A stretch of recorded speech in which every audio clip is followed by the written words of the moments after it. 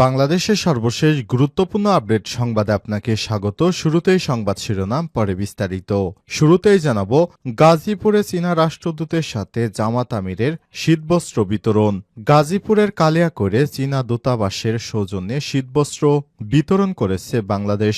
জামাত ইসলামের আমির ডাক্তার শফিকুর রহমান ও ঢাকায় নিযুক্ত চীনের রাষ্ট্রদূত ইয়াওয়েন আজ সকালের দিকে গাজীপুরের শফিপুরে ওয়ামি কমপ্লেক্সে শীতার্তদের মাঝে এ শীতবস্ত্র খাদ্য সামগ্রী বিতরণ করা হয়। এ সময় অনুষ্ঠানে পবিত্র কোরআন তেলাওয়াত এবং বাংলাদেশ ও চীনের জাতীয় পতাকা উত্তোলনের মাধ্যমে শীতবস্ত্র বিতরণ কার্যক্রম শুরু হয়েছে। এদিকে চরমোনাই পীরের সঙ্গে মির্জা ফখরুলের সাক্ষাৎ আগামীকাল। ইসলামী আন্দোলন বাংলাদেশের আমির চরমোনাই পীর মুফতি সৈয়দ মোহাম্মদ রেজাউল করিমের সঙ্গে সৌজন্য সাক্ষাৎ করবেন বিএনপি মহাসচিব মির্জা ফখরুল ইসলাম আলমগীর। সোমবার ২৭শে জানুয়ারি দুপুর ১২টায় পুরনো পল্টনে নোয়াখালী টাওয়ারে এই সাক্ষাৎ অনুষ্ঠিত হবে। এবারে জানাবো, পাকিস্তান যাচ্ছে বাংলাদেশি যুদ্ধজাহাজ। ২৭৪ জন নৌ সদস্য নিয়ে পাকিস্তান যাচ্ছে বাংলাদেশ নৌবাহিনী জাহাজ বনজ সমুদ্র জয়। দেশটির করাচিতে অনুষ্ঠিত আন্তর্জাতিক ফ্লিট রিভিউতে অংশ নিতে এবং এই জাহাজটি রোববার ২৬শে জানুয়ারি চট্টগ্রাম নৌবাহিনীর জেটি ত্যাগ করেছে। আগামী ৭ থেকে ১১ ফেব্রুয়ারি করাচিতে এক্সারসাইজ আমান ২০২৫ শীর্ষক এ ফ্লিট রিভিউ অনুষ্ঠিত হবে। এরপর জানাবো, হেলিকপ্টার থেকে গুলি, র্যাবের সাবেক ডিজির বিরুদ্ধে গ্রেপ্তারি পরোয়ানা।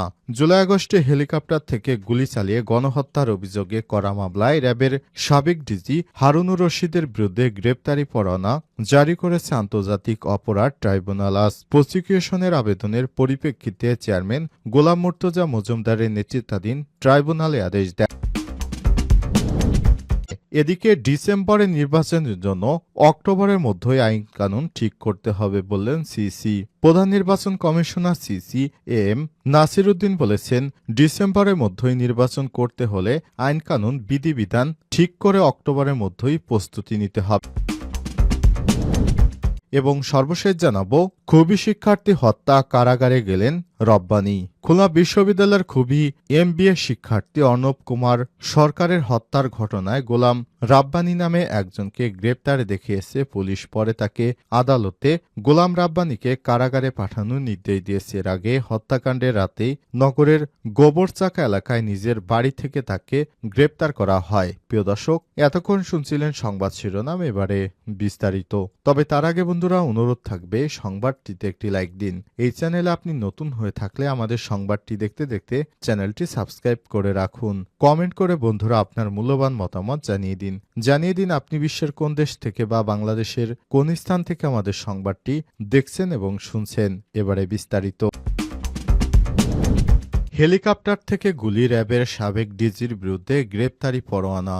জুলাই আগস্টে হেলিকপ্টার থেকে গুলি চালিয়ে গণহত্যার অভিযোগে করা মামলায় র্যাবের সাবেক ডিজি হারুনুর রশিদের বিরুদ্ধে গ্রেপ্তারি পরোয়ানা জারি করেছে আন্তর্জাতিক অপরাধ ট্রাইব্যুনাল। রোববার ২৬শে জানুয়ারি প্রসিকিউশনের আবেদনের পরিপ্রেক্ষিতে চেয়ারম্যান গোলাম মুর্তজা মজুমদারের নেতৃত্বাধীন ট্রাইব্যুনালে আদেশ দেয়। এছাড়াও আশুলিয়ায় ৬ জনের লাশ পুড়িয়ে ফেলার মামলায় এসআই মালিক ও কনস্টেবল মুকুলকে জিজ্ঞাসাবাদের জন্য তদন্ত সংস্থাকে অনুমতি দিয়েছে ট্রাইব্যুনাল। গত বছরের ৫ই জুন থেকে ৬ আগস্ট পর্যন্ত র্যাবের ডিজি ছিলেন হারুনুর রশিদ। তার বিরুদ্ধে এই সময় আন্দোলনকারীদের উপর হেলিকপ্টার থেকে গুলি করা, নির্বিচারে মানুষকে হত্যা, প্ররোচনা ও অধস্তনদের বাধা না দেওয়ার অভিযোগ আনে প্রসিকিউশন। অপরাধের প্রাথমিক প্রমাণ থাকার কথা জানিয়ে র্যাবের সাবেক ডিজির বিরুদ্ধে গ্রেপ্তারি পরোয়ানা জারির আবেদন জানায় প্রসিকিউশন। এছাড়াও জুলাই আগস্টে বৈষম্য বিরোধী ছাত্র আন্দোলনের সময় আশুলিয়ায় ৬ জনের লাশ পুড়িয়ে ফেলার ঘটনায় করা মামলায় গ্রেপ্তার এসআই মোহাম্মদ আব্দুল মালেক ও কনস্টেবল মুকুল চোকদারের বিষয়ে আদেশ দেন আন্তর্জাতিক অপরাধ ট্রাইব্যুনাল। দুপুরে ট্রাইব্যুনাল থেকে বেরিয়ে আন্তর্জাতিক অপরাধ ট্রাইব্যুনালের চিফ প্রসিকিউটর তাজুল ইসলাম সাংবাদিকদের জানান, জুলাই আগস্ট অভ্যুত্থানের সময় হেলিকপ্টার থেকে যে গুলি করা হয়েছে তার প্রমাণ আমাদের তদন্ত সংস্থা পেয়েছে। র্যাবের যে ডিজি ছিলেন হারুনুর রশিদ, তিনি পুলিশের অতিরিক্ত আইজিপি হিসেবে ছাত্র জনতার উপর নির্যাতন ও হেলিকপ্টার থেকে গুলি করার যে নির্দেশ বা পরিকল্পনা ছিল, তিনি দায়িত্বে থাকা অবস্থায় অধীনস্থ কর্মকর্তাদের দিয়ে তা বাস্তবায়ন করে। গাজীপুরে চীনা রাষ্ট্রদূতের সাথে জামাতের আমিরের শীতবস্ত্র বিতরণ। গাজীপুর কালিয়াকৈর চীনা দূতাবাসের সৌজন্যে শীতবস্ত্র বিতরণ করেছে বাংলাদেশ। জামাত ইসলামের আমির ডাক্তার শফিকুর রহমান ও ঢাকায় নিযুক্ত চীনের রাষ্ট্রদূত ইয়াওয়েন রোববার ২৬শে জানুয়ারি সকালের দিকে গাজীপুরের শফিপুরে ওয়ামি কমপ্লেক্সে শীতার্তদের মাঝে শীতবস্ত্র খাদ্য সামগ্রী বিতরণ করা হয়। এ সময় পবিত্র কোরআন তেলাওয়াত এবং বাংলাদেশ ও চীনের জাতীয় পতাকা উত্তোলন করা হয় এবং শীতবস্ত্র বিতরণের কার্যক্রম শুরু হয়। অনুষ্ঠানে প্রধান অতিথির বক্তব্যে ডাক্তার শফিকুর রহমান চীনের সহযোগিতার ভূয়সী প্রশংসা করেছেন। বাংলাদেশের উন্নয়ন কর্মকাণ্ডে চীনের ভূমিকা অনস্বীকার্য।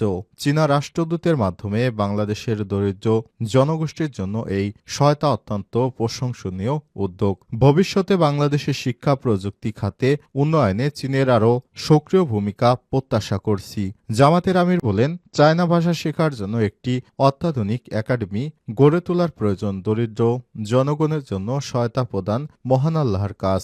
আল্লাহ যেন তাদের ভাগ্য পরিবর্তন করেন, যাতে তারা ভবিষ্যতে অন্যদের সহায়তা করতে পারে। অনুষ্ঠানে বিশেষ অতিথি হিসেবে চীনের রাষ্ট্রদূত ইয়াওয়েন জামাত ইসলামের মানবিক কর্মকাণ্ডের প্রশংসা করে বলেন, জামাতের সহযোগিতায় পরিচালিত এতিমখানা ও শিক্ষা প্রতিষ্ঠান গরিব এতিম শিশুদের জন্য আশীর্বাদ স্বরূপ। ভবিষ্যতে চীন ও এই শিক্ষার্থীদের চীনের প্রশিক্ষণের সুযোগ করে দিতে আগ্রহী বলেও জানান তিনি আরও বলেছেন, চীন বাংলাদেশের চিকিৎসা, শিক্ষা ও বিদ্যুৎ উৎপাদন সহ বিভিন্ন উন্নয়ন খাতে কাজ করতে চায়। আমরা বাংলাদেশের সার্বিক উন্নয়নে পাশে থাকব। ২০২৫ সালে চীন ও বাংলাদেশের কূটনৈতিক সম্পর্কের ৫০তম বার্ষিকী। এ সম্পর্ক আরও দৃঢ় হবে বলে আশা করি।